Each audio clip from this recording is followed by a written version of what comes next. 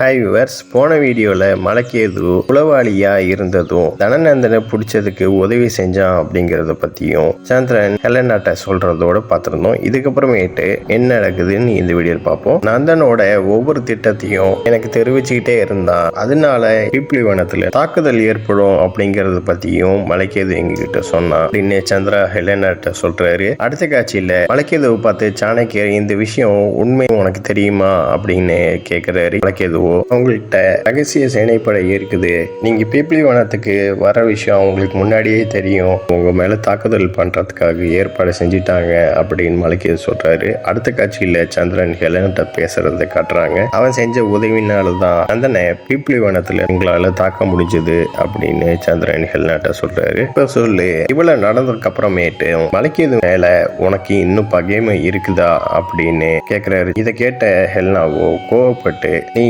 எவனையும் சரியா புரிஞ்சுக்கல, நந்தனுக்கு துணை போனது மகத நாட்டை அடையறதுக்காகத்தான், அதே மாதிரி இப்போ உனக்கு உதவி செய்யறதும் மகத நாட்டை அடையறதுக்கு தான் அப்படின்னு சொல்றாங்க. ரத்தத்திலேயே நம்பிக்கை துரோகம் இருக்கு, அது யாராலையும் அவனுக்கு மாற்ற முடியாது.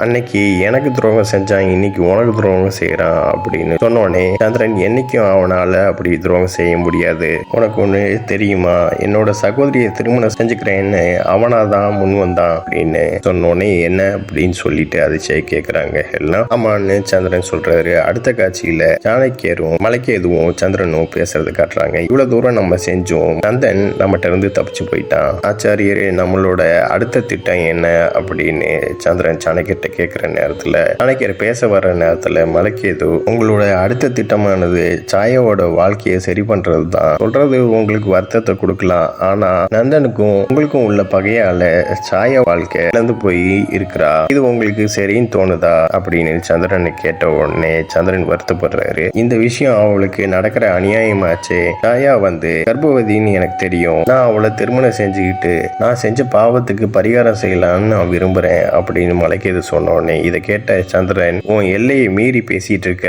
அப்படின்னு கோவப்படுறாரு. அந்த இடத்துல இருந்த சாணக்கியர், அமைதியாரு, சொல்றதுல எந்த தவறும் இல்லை அப்படிங்கிறாரு. சந்திரனும் சாணக்கியர் பாக்குறாரு. அவன் முழுசா சொல்லட்டும், சொல்லு மலைக்கேது அப்படிங்கிறாரு. எனக்கு தெரியும் சந்திரா, ஒரு சகோதரன் முடிவு எடுக்கிறது இந்த விஷயத்துல ரொம்ப கடினம் தான், ஆனா இந்த விஷயத்த நீங்க பரிந்துரைக்கணும்னு நான் விரும்புறேன் அப்படின்னு மலைக்கேது சொல்றாரு. அடுத்த காட்சியில, இல்லனா நீ 1000 விஷயம் சொன்னாலும் என்னால இந்த விஷயத்துல ஏத்துக்க முடியல, நான் எதுக்காக திருமணம் செஞ்சுக்கிட்டேன், மலைக்கேதுவை நீ பழி வாங்கணும் தான் அப்படின்னு சொல்லிட்டு ஹெல்னா சொல்ல வராங்க.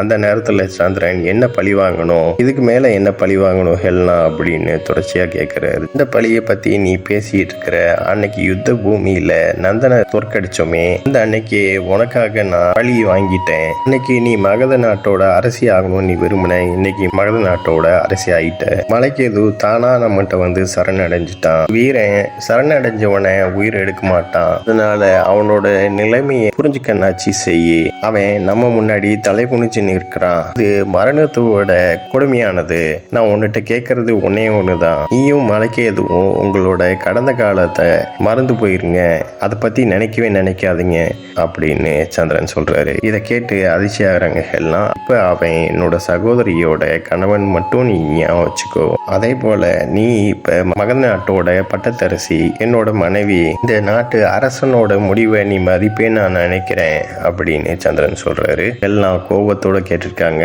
சந்திரன் ஹெல்னாட்ட பேசி முடிச்சுட்டு அந்த இடத்துல விட்டு போறாரு. அடுத்த காட்சியில சந்திரன், இது என்ன கேள்வி, நான் எதுக்காக என்னோட சகோதரிய மலைக்கேதுவுக்கு திருமணம் செஞ்சு வைக்க கூடாது அப்படின்னு நந்தினி பார்த்து கேட்கிறாரு. ஐயா மேல நீ அதிகமா பாசம் வச்சிருக்கேன்னு நான் நினைச்சேன், ஆனா அவளை பத்தி உனக்கு கொஞ்சம் கூட கவலை இல்லைன்னு எனக்கு தோணுது, புதிர் போடாம நீ நேரடியா என்கிட்ட சொல்லு அப்படின்னு சந்திரன் சொல்றாரு. நேரடியாவே உன்கிட்ட சொல்றேன், நீ சாயா மேல வச்சிருக்கிற அன்பு உண்மையை அவ சந்தோஷமா இருக்கணும்னு நீ நினைச்சேன்னா அந்த அரக்கன்ட்ட உன் தங்கச்சி ஒப்படைக்காத, அவளால அந்த அரக்கன்ட்ட நிம்மதியாவே இருக்க முடியாது அப்படின்னு நந்தினி சொல்றாங்க. நீ ஏன் இப்படி சொல்றேன்னு எனக்கு தெரியும், என்னோட குடும்பத்துல நடக்கிற நல்லது எதுவுமே உனக்கு பிடிக்காது அப்படின்னு சொல்றாரு.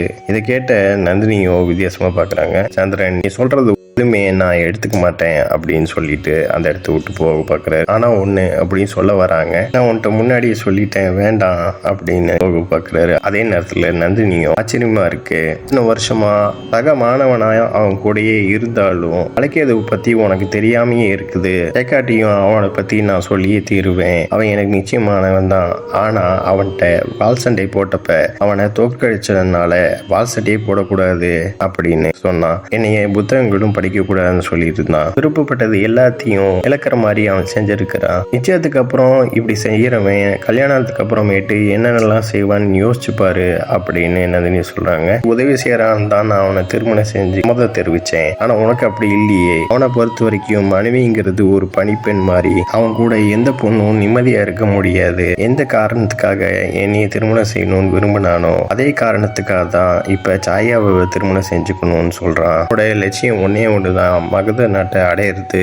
சாயா மலைக்கேதுவை திருமணம் செஞ்சு வாழ்றது கஷ்டம், அவ மரணிக்கிறதே பரவாயில்ல அப்படின்னு சொல்லிட்டு நந்தினி அந்த இடத்த விட்டு போறாங்க. அதே நேரத்துல சந்திரனும் நந்தினி பேச யோசனை பண்ணிட்டு இருக்காரு. இதோட இந்த எபிசோட் முடியுது. நெக்ஸ்ட் எபிசோட்ல பார்க்கலாம். இந்த சேனல் சப்ஸ்கிரைப் பண்ணுங்க, பெல் பட்டனையும் பிரஸ் பண்ணுங்க, லைக் பண்ணுங்க, ஷேர் பண்ணுங்க. தேங்க்யூ.